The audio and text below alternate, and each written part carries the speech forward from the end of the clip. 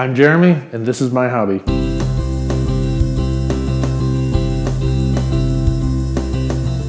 When I first came to Red Hat, I didn't realize what a big deal Halloween was to the company, so that was kind of an added bonus coming to Red Hat because it was such a big deal for me.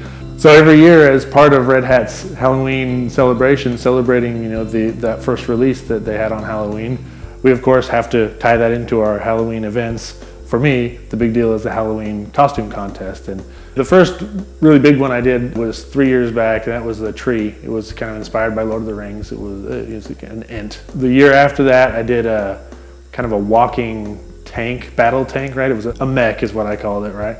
And then the year after that was the dinosaur. That was last year. This year I'm doing Iron Man, and that has more to do with, one, I kind of wanted to learn some of the techniques. Plus, my 4-year-old is a total diehard Iron Man nut, so he's excited about me doing that for him.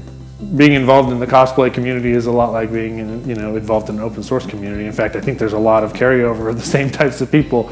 People go in there and share projects that they worked on, lots of pictures, lots of tutorials, and even a lot of the things that I've borrowed, I guess, for my costume this year with the 3D models and whatnot. I definitely owe those people on there a lot of credit for the project I'm working on this year.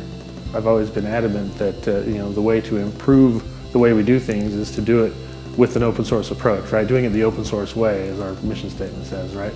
It's all about improving things and making things better, and not necessarily about any one person. It's about the group.